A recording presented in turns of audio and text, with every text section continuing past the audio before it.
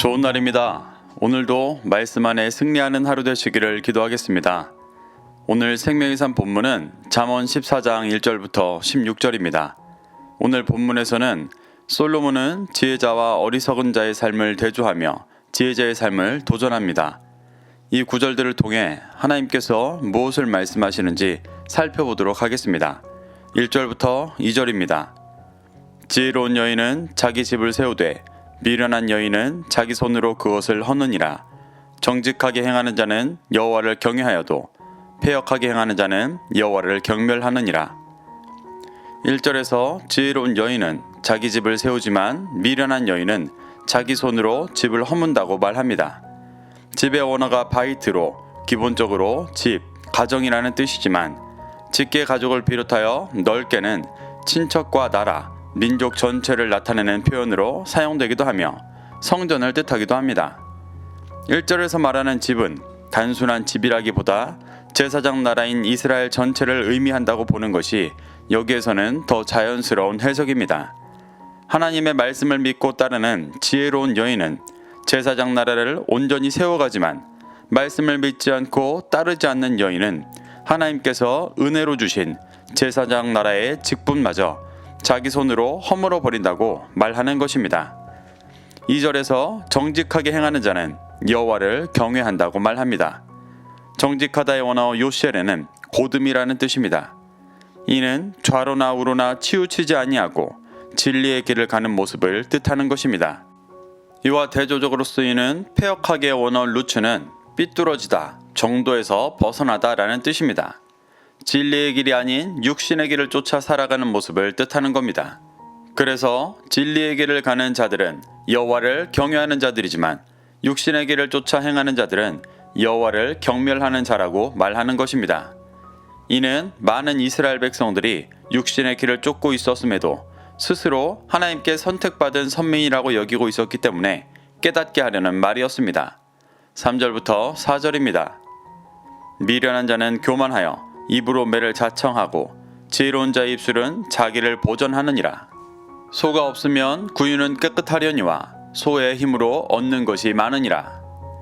3절에서 미련한 자는 교만하여 입으로 매를 자청한다고 말합니다. 하나님의 말씀을 믿지 않고 스스로 높아져 육신의 소리만 내는 이들은 결국 하나님께 심판받게 됨을 말하는 것입니다. 이와 대조적으로 지혜로운 자의 입술은 오직 하나님의 말씀만을 말하기 때문에 구원받게 됨을 말하고 있습니다. 4절에서 소가 없으면 구유가 깨끗하지만 소의 힘으로 얻는 것이 많다고 말합니다. 소가 없어 구유가 깨끗하다는 것은 장점을 말하는 것이 아니라 구유를 관리하고 싶지 않아 소를 키우지 않는 것을 비꼬아서 말하는 것입니다. 그런 자들은 추수 때에 소의 힘으로 많은 것을 얻지 못한다고 말하는 것입니다. 이스라엘은 제사장 나라로서 추수 때에 많은 열매를 거두도록 돕는 소와 같은 존재이지만 진리로 이스라엘을 먹이는 일을 하고 싶지 않아 그러한 존재를 세우지 않고 있는 현실을 경고하고 있는 것입니다. 5절부터 6절입니다. 신실한 증인은 거짓말을 아니하여도 거짓 증인은 거짓말을 뱉느니라. 거만한 자는 지혜를 구하여도 얻지 못하거니와 명철한 자는 지식 얻기가 쉬우니라. 5절에서 말하는 신실한 증인은 하나님 말씀을 온전히 전달하는 진실된 일꾼들입니다. 그들은 거짓말을 하지 않고 제사장 나라의 소임을 다해 진리를 전합니다.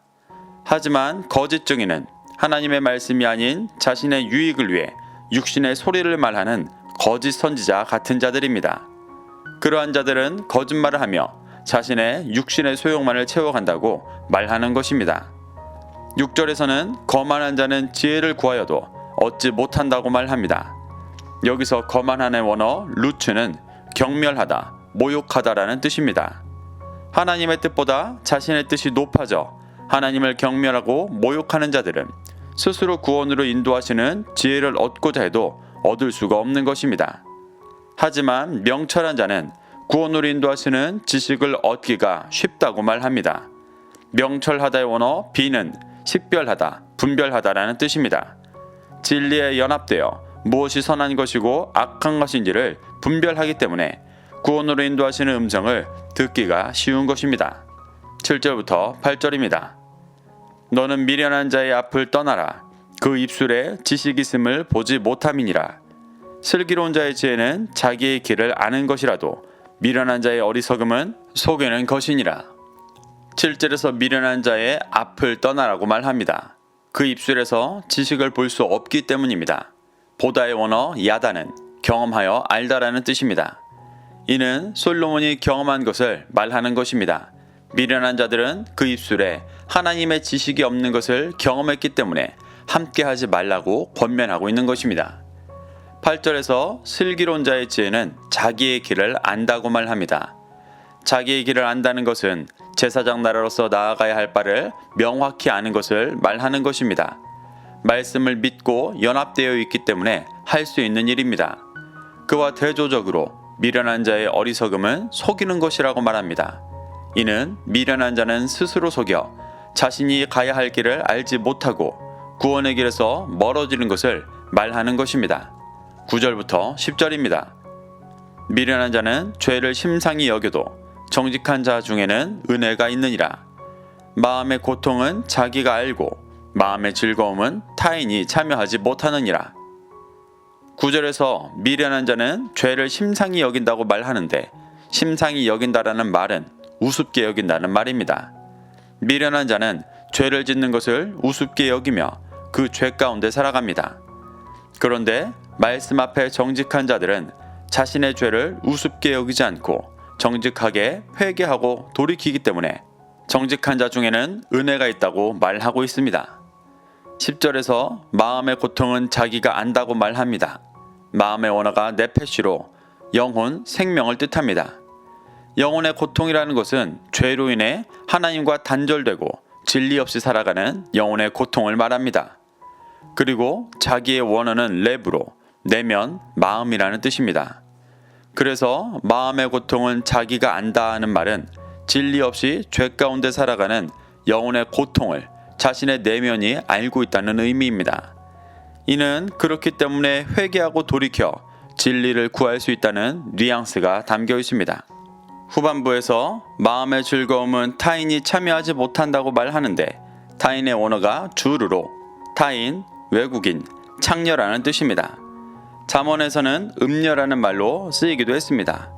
그리고 참여한다라는 말의 원어 아라브는 저당 잡히다라는 뜻입니다. 그래서 마음의 즐거움은 타인이 참여하지 못한다는 말은 진리 앞에 회개하여 얻은 영혼의 즐거움은 음녀가 저당 잡아가지 못한다고 말하는 것입니다. 11절부터 13절입니다.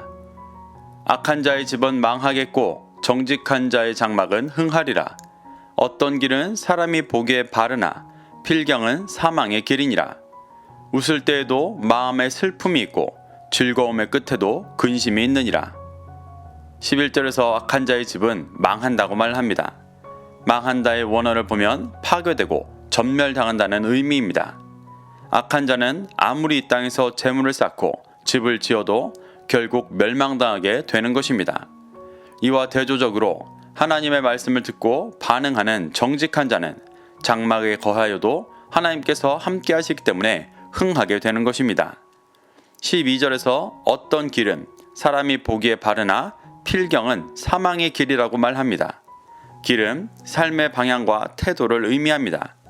사람이 보기에는 그 길이 바르게 보인다는 것은 말씀이 아닌 육신의 기준으로 바라보기에 바른 길처럼 보인다는 말입니다. 그 길은 아무리 좋아 보이는 길이라도 사망으로 이르는 길이기 때문에 말씀의 기준으로 삶의 방향과 태도를 결정해야 한다고 말하는 것입니다.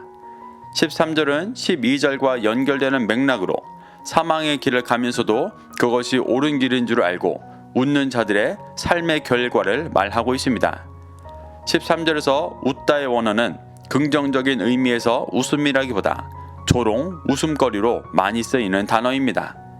그래서 진리를 비웃고 육신의 길을 쫓는 모습을 보여주는 것입니다. 그런 자들은 자신의 삶이 바른 길이라고 여기지만 그 삶에는 슬픔이 있습니다. 그리고 그 즐거움의 끝에는 근심이 있을 수밖에 없다고 말합니다. 여기서 말하는 끝에는 12절에서 필경은과 같은 원어로 대구를 이루고 있습니다. 결국 육신의 길을 쫓는 사람은 사망하고 근심을 얻을 수밖에 없다고 말하고 있는 것입니다. 14절부터 16절입니다. 마음이 굽은 자는 자기 행위로 보응이 가득하겠고 선한 사람도 자기의 행위로 그러하리라. 어리석은 자는 온갖 말을 믿으나 슬기로운 자는 자기의 행동을 삼가느니라. 지혜로운 자는 두려워하여 악을 떠나나 어리석은 자는 방자하여 스스로 믿느니라. 14절에서 마음이 굽은 자는 자기 행위로 보응이 가득하다고 말합니다. 마음이 굽어 있다는 것은 바르게 진리의 길을 가지 않고 육신의 길을 쫓는 것입니다. 그러한 자들은 그 삶대로 보응을 받아 심판받는 것이고 진리의 길을 가는 선한 사람도 그 삶대로 보응을 받아 구원을 얻는다고 말하는 것입니다. 15절에서 어리석은 자는 온갖 말을 믿는다고 말합니다.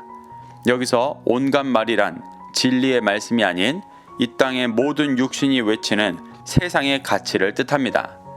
어리석은 자는 하나님의 말씀이 아닌 이 땅의 모든 소리를 듣고 따라갑니다. 하지만 슬기로운 자는 자기 행동을 삼갑니다. 여기서 삼가다의 원어 비는 식별하다, 분별하다라는 뜻입니다. 슬기로운 사람은 하나님의 말씀을 듣고 무엇이 선한 것인지 악한 것인지를 분별하며 악한 길을 따라가는 것을 말하는 것입니다. 16절에서는 지혜로운 자는 두려워하여 악을 떠난다고 말합니다. 지혜로운 자는 선한 것과 악한 것이 무엇인지를 분별하기 때문에 하나님을 경외하고 두려워하며 악한 것에서 떠나 거룩함을 이루는 것입니다. 하지만 이와 대조적으로 어리석은 자는 방자하여 스스로 믿는다고 말합니다. 이는 하나님의 말씀을 듣지 않아 선과 악을 분별하지 못하면서 스스로 선하다고 믿는 어리석은 자들의 모습을 말하는 것입니다.